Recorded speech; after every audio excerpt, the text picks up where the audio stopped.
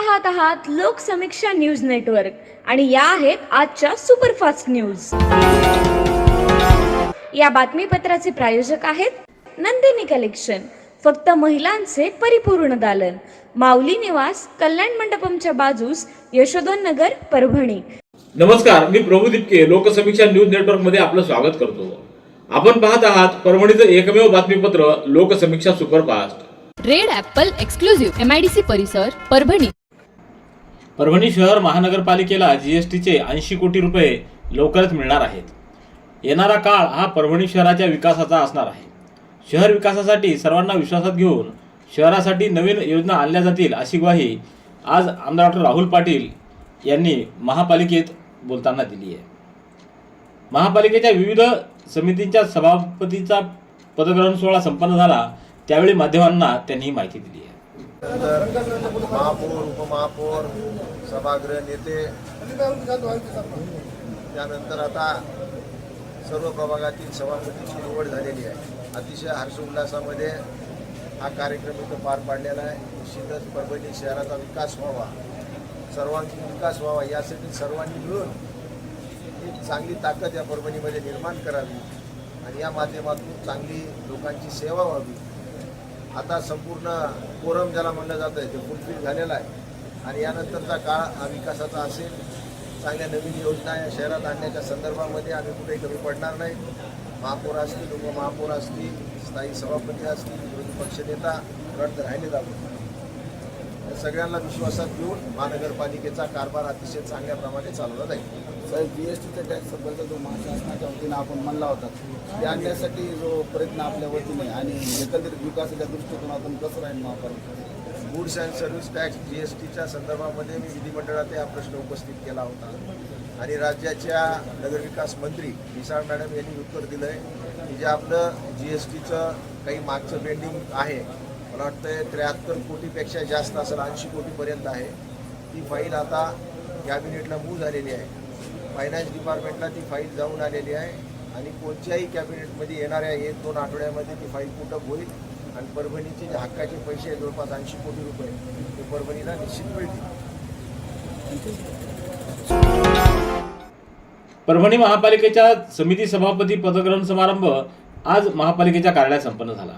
या समारंभामध्ये गलिच्छ वस्ती निर्मूलन व घरबांधणी व समाज कल्याण समिती सभापती राजेश रणकांबे, महिला व बालकल्याण समिती सभापती अश्विनी जाधव, वैद्यकीय आरोग्य सभापती आबोली कांबळे, विधी समिती व महसूल वार्ड समिती सभापती रुखसाना बेगम, सय्यद अब्दुल हमीद जहागीरदार, शहर सुधार समिती सभापती शुभांगी पाष्टे, माध्यमिक पूर्व माध्यमिक तांत्रिक सभापती शमशाद बेगम, सय्यद इलाही, प्रभाग समिती ब चे सभापती खान मुसद्दीक खान, नुरुल्ला खान यांनी पदभार स्वीकारला। याप्रसंगी काँग्रेसच्या अनुसूचित जाती विभागाचे प्रदेशाध्यक्ष डॉ. सिद्धार्थ हाती आंबिरे, शिवसेना महानगर प्रमुख डॉ. विवेक नावंदर, महापौर सईद इक्बाल, उपमहापौर गणेश देशमुख, आयुक्त नितीन नार्वेकर, सभागृह नेते माजूलाला, माजी उपमहापौर भगवान वाघमारे, सुशील देशमुख, सय्यद कादर, विजय जामकर, बबलू घागरमाळे, नदीम इनामदार, अतुल सरोदे, विकास राजापुरे, शेख रईस, सुलोचना भालेराव, गुलमीर खान, शेख रईस, शेख हबीब, अमोल जाधव, अर्जुन सामाले, बाळासाहेब बुलबुले, मुकुंद खिल्लारे, अलिमुद्दीन काजी, शरफुद्दीन सिद्दीकी आदींची उपस्थिती होती। अरे शामराव, काय रे, गुडघे अजूनही दुखतायत का? होय गणपतराव, आता वय झालंय, गुडघे दुखी वाढतेय। काळजी करू नकोस, आपल्या परभणीत वसमत रोडवर डॉक्टर कामटे यांचे बालाजी आयुर्वेदिक केंद्र आहे। मी सुद्धा तिथेच उपचार घेतले आणि माझे गुडघे कायमस्वरूपी बरे झाले। आजच भेट द्या आणि गुडघेदुखीपासून कायमचा आराम मिळवा। शरीरातील इतरही वेदना आता होतील पूर्णपणे दूर। सध्या ग्रामीण भागामध्ये खरीप हंगामपूर्व शेती मशागतीची कामं वेगाने सुरू असून ट्रॅक्टर, पंपसेट, JCB तसंच विविध कृषी यंत्रांच्या सहाय्यानं शेतकरी दिवसरात्र शेतीची कामे करत आहेत। मात्र प्रशासनानं पेट्रोल पंप चालकांना कॅनमधून डिझेल व पेट्रोल न देण्याचे आदेश दिल्यानं शेतकऱ्यांसमोर मोठ्या अडचणी निर्माण झाल्या आहेत। या पार्श्वभूमीवर शेतीसाठी विशेष सवलत देऊन कॅनमधून डिझेल उपलब्ध करून द्यावं अशी मागणी संभाजी सेनेच्या वतीनं जिल्हाधिकारी यांच्याकडे करण्यात आली आहे। निवेदनावर रामेश्वर शिंदे, सुभाष जावळे, विठ्ठल तळेकर, नारायण देशमुख, गजानन लवाळे, सोनू पवार, भैया कटिंग, विशाल तळेकर, प्रमोद जोगदंड आदींच्या स्वाक्षऱ्या आहेत. परभणी जिल्ह्यातील शासनाचे खरेदी केंद्र पोर्टल बंद केल्यानं रब्बी हंगामातील हरभरा खरेदी प्रक्रिया बंद पडली आहे. ती पुन्हा सुरू करण्यात यावी अशी मागणी आमदार राजेश विटेकर यांनी पणनमंत्री जयकुमार रावल यांच्याकडे केली होती. यावर मंत्री रावल यांनी सकारात्मक भूमिका घेऊन परभणीसह राज्यातील सर्व हरभरा खरेदी केंद्र सुरू करण्याबाबत आदेश दिल्यानं जिल्ह्यातील नोंदीमध्ये शेतकऱ्यांच्या हरभरा खरेदीचा मार्ग मोकळा झाला आहे. नोंदणीकृत शेतकऱ्यांच्या हरभऱ्याची खरेदी करण्यासाठी खरेदी केंद्रांना मुदतवाढ देण्याबाबत केंद्र सरकारसोबत बोलणी करून शेतकऱ्यांना न्याय देण्यात यावा अशी मागणी आमदार विटेकर यांनी केली. त्यावर लवकरच ही केंद्र सुरू करण्याबाबत केंद्र सरकारकडे बोलणी सुरू असल्याची माहिती मंत्री रावल यांनी दिली आहे. त्याप्रमाणे खरेदीला केंद्र सरकारनं मंजुरी दिली असून हरभरा खरेदी केंद्र सुरू करण्यात येत असल्याचं पणनमंत्री रावल यांनी कळविलं आहे. ऑनलाईन औषध विक्री म्हणजेच ई फार्मसी वाढ मोठ्या कंपन्यांचं किंमत धोरण आणि GSR 220E व GSR 817E या अधिसूचना मागे घेण्याच्या मागणीसाठी अखिल भारतीय औषधी विक्रेता संघटनेनं 20 मे रोजी एक दिवसीय देशव्यापी बंदची हाक दिली आहे. याबाबतची माहिती परभणी जिल्हा केमिस्ट ड्रगिस्ट असोसिएशनच्या अध्यक्ष संजय मंत्री आणि सचिव सूर्यकांत हाके यांनी दिले. राज्यात एकूण 27,951 ग्रामपंचायत त्यापैकी जवळपास 5,000हून अधिक ठिकाणी सध्या प्रशासक म्हणून मावळत्या सरपंचांची नियुक्ती करण्यात आली. त्यामध्ये आपल्या तालुक्यासह मराठवाड्यातील जवळपास 1200 ग्रामपंचायतीचा समावेश आहे. त्यामुळे प्रशासक असला तरी गावातील प्रत्येक नागरिकाला दर्जेदार पायाभूत सुविधा मिळाव्यात यासाठी प्रामाणिकपणे प्रयत्न करा. तसंच प्रशासक आणि पंचायत समितीमध्ये समन्वय साधून विकास कामं मार्गी लावावीत. केवळ प्रशासक आहे म्हणून ग्रामीण भागातील मूलभूत सुविधांकडे दुर्लक्ष करू नका अशा सक्त सूचना आमदार डॉ. रत्नाकर गुट्टे यांनी व्हिडिओ परिषदेद्वारे संबंधित अधिकाऱ्यांना दिल्या आहेत. गंगाखेड ते परळी या मार्गावर करमपाटीजवळ खासगी ट्रॅव्हल्स कंपनीची लक्झरी बस उलटल्यानं 7 प्रवासी जखमी झाले आहेत, तर त्यातील 3घांची प्रकृती गंभीर जखमी आहे. गुरुवारी सकाळी 8 वाजेच्या सुमाराला ही घटना घडली असून पुणे येथून नांदेडकडे जाणारी खासगी कंपनीची ट्रॅव्हल बस करमपाटीजवळ आली असताना रस्त्याखाली उतरल्यानं पलटी झाली. यामध्ये 7 प्रवासी जखमी झाले आहेत. प्रत्यक्षदर्शींनी तात्काळ तो प्रकार पोलिसांसह गंगाखेडच्या उपजिल्हा रुग्णालयाला कळविला, तर तात्काळ रुग्णवाहिकांसह पोलिसांचा फौजफाटा घटनास्थळी दाखल झाला. तातडीनं मदत मिळाली आहे, तर जखमींना गंगाखेड येथील उपजिल्हा रुग्णालयात दाखल करण्यात आलं, तर गंभीर जखमींना पुढील उपचारासाठी नांदेडला हलवण्यात आलेलं आहे. Red Apple furniture, smart furniture for smart people. Exclusive Parbhani शहरातील भव्य शोरूम रेड ॲपल एक्सक्लुझिव्ह, भारतातील स्मार्ट फर्निचर ब्रँड आता आपल्या परभणी शहरामध्ये. हो आता आपल्या परभणी शहरामध्ये. या अंतर्गत ऑफिस, बेडरूम, डायनिंग, लिव्हिंग इत्यादी प्रकारचे फर्निचर आपणास मिळेल. Bedroom set, bed, dressing table, sofa set, कपाट, डायनिंग टेबल टीपॉय आणि स्टील फर्निचर इत्यादी सर्व प्रकारचे फर्निचर तेही आकर्षक किमतीमध्ये उपलब्ध आहे. एक वेळ अवश्य भेट द्या. रेड ॲपल फर्निचर, MIDC परिसर, भारतीय स्टेट बँकेच्या जवळ, परभणी. पाथरी पोलिसांना दाखल असलेल्या जबरी चोरी प्रकरणाचा स्थानिक गुन्हे शाखेच्या पथकाने यशस्वी तपास करत गुन्हा उघडकीस आणला आहे.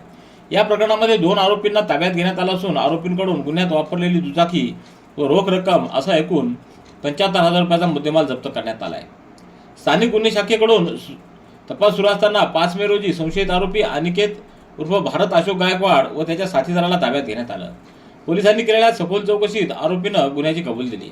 त्याच्याकडून चोरीतील रोख रक्कम तसंच गुन्ह्यात वापरलेली दुचाकी जप्त करण्यात आली. ही कारवाई पोलीस अधीक्षक पंकज कुमावत, अपर पोलीस अधीक्षक सूरज गुंजाळ यांच्या मार्गदर्शनाखाली करण्यात आली आहे. या तपास पथकामध्ये पोलीस निरीक्षक विवेकानंद पाटील, पोलीस उपनिरीक्षक चंदनसिंह परिहार व स्थानिक गुन्हे शाखा व सायबर सेलच्या कर्मचाऱ्यांचा समावेश होता. जिंतूरच्या साठेनगरातील शगनूर कुरेशी या युवकाच्या खून प्रकरणात जिल्हा व सत्र न्यायाधीश NR नाईकवाडे यांनी आरोपी आलिम कुरेशी याला जन्मठेपेची तर अजमत कुरेशी याला उत्तेजन करीत मदत केल्याबद्दल दोषी ठरवून 14 वर्षे सक्त मुदतीची शिक्षा ठोठावली. 14 मे 2024 रोजी जिंतूर पोलीस ठाण्याच्या हद्दीमध्ये हा प्रकार घडला होता. जिंतूर पोलिसांनी गुन्हा दाखल करून तपासिक अंमलदार सहाय्यक पोलीस निरीक्षक MJ सय्यद यांनी तपास करून आरोपीला ताब्यात घेतलं. गुन्ह्यात वापरलेले हत्यार, वैद्यकीय अधिकाऱ्याचा अभिप्राय आणि सबळ पुरावे हस्तगत करत न्यायालयासमोर दोषारोप सादर केला. जिल्हा व सत्र न्यायाधीश RN नाईकवाडे यांच्यासमोर हे प्रकरण चालविण्यात आलं. सहाय्यक सरकारी अभियोक्ता ॲडव्होकेट आनंद गिराम यांनी सरकारची बाजू मांडली. त्यांनी 9 साक्षीदार तपासले. त्यात फिर्यादी, प्रत्यक्षदर्शी साक्षीदार, शासकीय पंच, वैद्यकीय अधिकारी यांची साक्ष महत्त्वाची ठरली. त्या आधारे आरोपींना वरील प्रमाणे शिक्षा ठोठावण्यात आलेली आहे.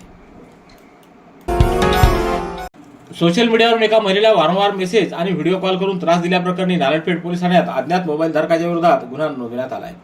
याबाबत परभणीच्या किनारनगर येथील महिलेनं तक्रार दिली असून त्या तक्रारीनुसार 4 एप्रिल ते 3 मे दरम्यान एका मोबाईल क्रमांकावरून संबंधित महिलेला व्हॉट्सअपवर वारंवार मेसेज, गाण्याचे व्हिडिओ तसंच व्हिडिओ कॉल करण्यात आले.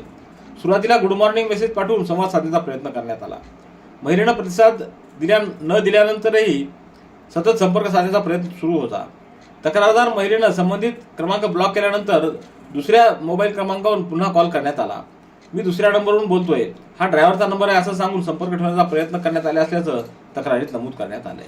तसंच संबंधित व्यक्तीनं धमकी सदृश भाषा देखील वापरल्याचं त्या महिलेनं तक्रारीत म्हटलंय. ग्रामीण पोलीस ठाणे हद्दीतील झरी ते बोरी रोडवरील अपघात प्रकरणाचा स्थानिक गुन्हा शाखेच्या पथकाने यशस्वी तपास करत आरोपीला ताब्यात घेतलंय. तसंच अपघातातील छोटा हत्ती वाहन देखील जप्त केलंय. 2 मे रोजी रात्री उशिरा ते 3 मे रोजी पहाटे दरम्यान झरी शिवारात झालेल्या भीषण अपघातात गंगाधर शिंदे यांचा डोक्याला गंभीर मार लागून मृत्यू झाला होता. या प्रकरणाचा तपास सुरू असताना स्थानिक गुन्हे शाखेच्या पथकानं डिग्रस इथं कारवाई करत आरोपी योगेश रणेऱ्याला ताब्यात घेतलं. त्यानं अपघात घडविल्याची कबुली देखील दिली. जिल्हा दिव्यांग पुनर्वसन केंद्र परभणीच्या माध्यमातून दिव्यांग व्यक्तींना सहाय्यक साधनं उपलब्ध करून देण्याच्या उपक्रमांतर्गत लाभार्थी इंद्रोबा काळे राहणार गोवा यांना मोफत ट्रायसिकल 3 चाकी सायकल वितरित करण्यात आली. यावेळी जिल्हा दिव्यांग सक्षमीकरण कार्यालय परभणी येथील कर्मचारी शेख मुस्तफा, शेख कलीम, आकाश चव्हाण आदींची उपस्थिती होती. रेड ॲपल एक्सक्लुझिव्ह MIDC परिसर परभणी. याबरोबरचे बातमीपत्र संपलं. पुन्हा भेटूया उद्याच्या सुपरफास्ट बातमीपत्रात. पाहत रहा लोकसमीक्षा. तुम्हाला हे बातमीपत्र कसं वाटलं याबद्दल आपली प्रतिक्रिया नोंदवा. दररोजचे अपडेट्स मिळवण्यासाठी लोकसमीक्षा चॅनलला सबस्क्राईब करा. धन्यवाद.